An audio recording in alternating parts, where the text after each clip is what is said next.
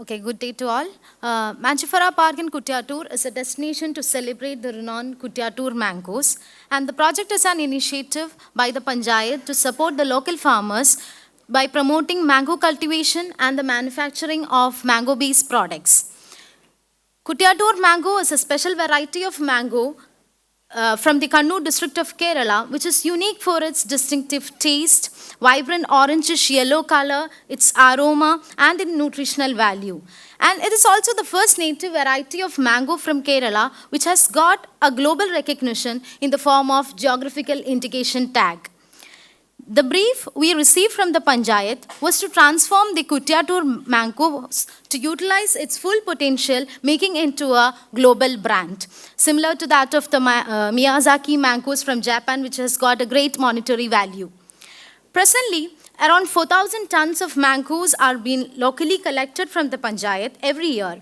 And the local body is currently running a mango production unit and sales of mango-based products like mango puree and pickles. And they wanted to expand this facility while also creating a mango orchard within the site.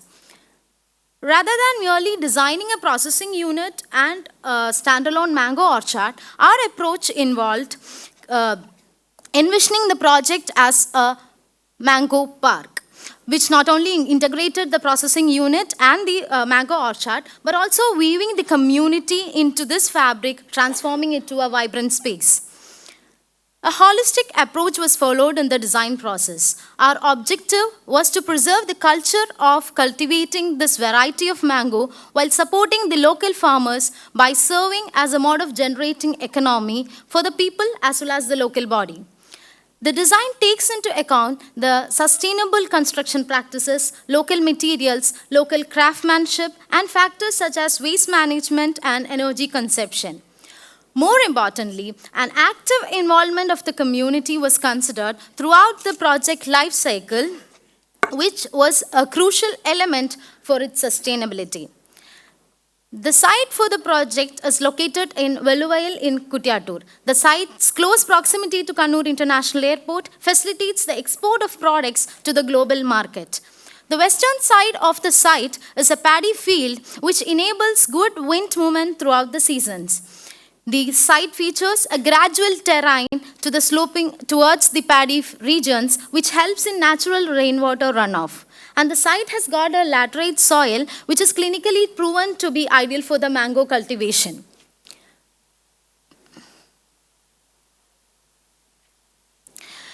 The project also aims to transform the 2 acres of barren land into a lush green mango orchard. The site currently consists of 3 buildings. One of them is said to be retained and other 2 to be demolished, being the older structures. And the campus accommodates 3 distinctive uses. One is the industrial production unit, and other for the public activities and the mango cultivation. So a level of control was considered for the production unit. So the built mass is divided into distinct uses while simultaneously establishing an open green corridor in between. The public volume are organized as clusters, defining each as an independent entity while also marking out the overall circulation and access route for the users. The shared green spaces in between plays a unifying role in the program. Buildings also establish visual connection with all the structures, promoting cohesion and integration of the communal green spaces. The Mango Park catalyzes community building by combining mango production and sales with public activities, fostering economic development and social integration among the users. Now moving on to the master plan. A major portion of the site is dedicated to strategically arranged mango orchards, forming shaded pathways, jogging and bicycle tracks, resting places, etc. And a portion of the site is carved out and is made accessible from the access road as a space for visitor parking. Activities like, no pointer. It's okay. The activities like visitor center, cafe and spa is being placed as frontage so that people could access as a shop front. And each public volume features a brick catalog wall enveloping an open plan within its structure. The Catalan vault would allow us to go for a larger and expansive column-free areas while also creating a visual beauty of the project, making it a landmark building. The form is designed so the structures appears to be rising from the ground and blending into the landscape with their earthen colors and free-flowing forms. These structures have narrow slits just below the roof, which helps in air circulation by creating a stack effect. The visitor center has an information desk, souvenir store as well as a retail point where mango-based products from the processing unit are being sold like mango juices, squashes, jams, pickles, purees, halwas and many more. The interpretation center is designed with installations and exhibitions. Moreover, on considering a futuristic approach, the entire site is designed to be experienced and interpreted as a hybrid spatial environment, illustrating the multi-space possibilities with the use of virtual and augmented reality. The spa offers mango seed oil massage treatment, mango facials, and many more. And the cafe serves international cuisines like mango sticky rice, mango salsa, mango sorbet, mango ice creams. And there's a restaurant that sells authentic Kerala-style mango-based food items along with the normal meals.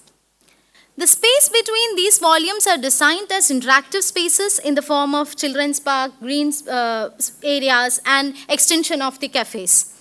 Landscape is designed to be woven into the built fabric. We have provided rainwater harvesting tanks and a wastewater treatment plant playing as a vital role in the irrigation for the plantation.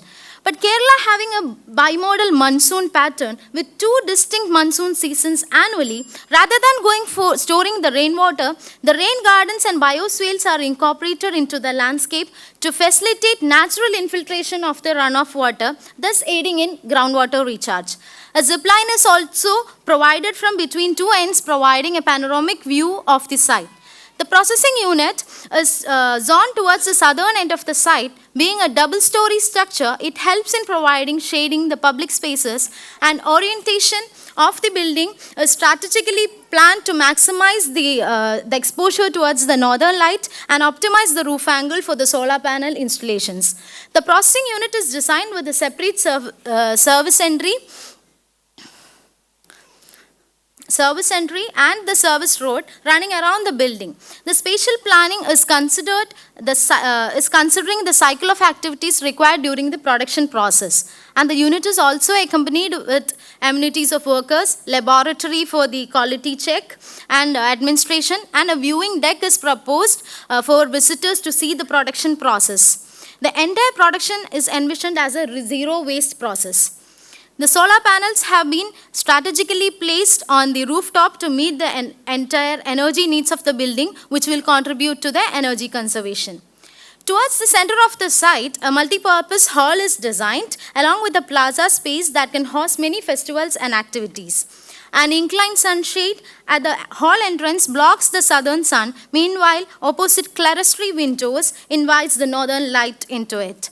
The rooftop of the multi-purpose hall act as an open-air theatre which could accommodate 230 people. Currently, an international mango festival is organized annually at a smaller scale in a nearby site.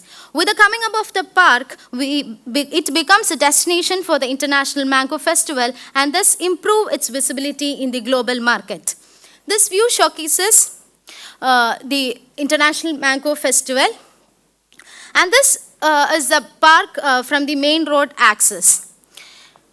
The Mangifera Park represents a ray of hope for the local community, ensuring multiple job opportunities to the residents, boosting support for the local farmers, transforming the site into a hub of community engagement, and act as a carbon sink that absorbs more carbon than it releases and is destined to become an architectural landmark for Kerala. Thank you.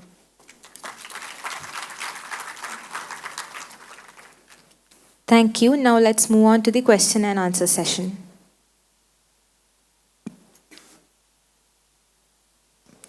Thank you for that presentation. I think in the Unbuilt section there are interesting reimaginations of what can happen. I'm just curious to, like, the new layers have come, whether it's a interpretation center, whether it's a spa. So from a very conventional kind of a mango grove, we are seeing across, even in areas like Nellore, Andhra, or in Goa, you see this kind of a. I'm just curious because now this, as an institution, uh, sits in a very new, or I won't say strange, but very new location. You have a spa, you have a mango grove, you have some researcher coming. So it's not like a normal institution. I'm just wondering, was it conscious, or that if we look at the spirit of Kerala, I'm not saying that we have to look at the architecture per se, but the spirit.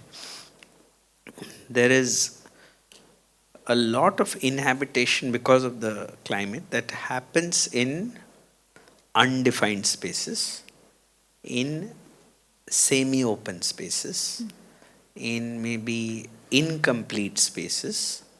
So would there be a reason that the spaces, even that other center which is looking into nature, is defined? Is there any conscious need on your part to define? Was it because of whatever reasons, that you see, that people don't like it, or we need to, like the earlier presentation said, there is a client need where it has to be air conditioned. Then you cannot have undefined spaces, or you cannot have semi-open spaces, but you're also discussing carbon footprint, and you find that in the 13th and 14th century, maybe, Kerala was on the forefront of understanding this nature of spaces which do not consume energy, but people just like to be in those spaces.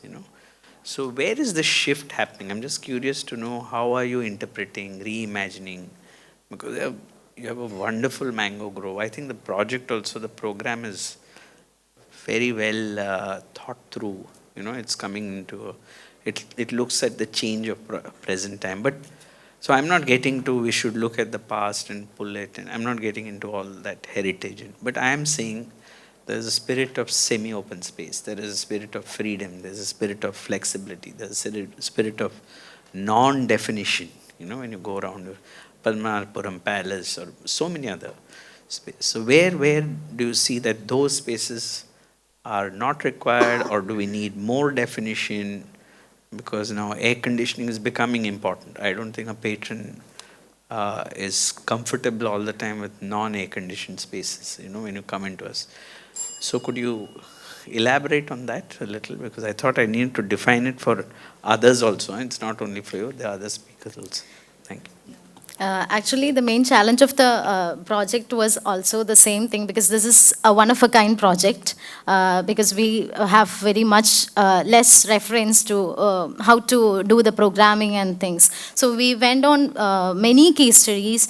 We took programming from different projects which have different similar cases, and we have seen to the Alfonso mango production. It's in Mumbai, but they don't have a public entry. So when public come to these kind of project, how it is going to change and everything.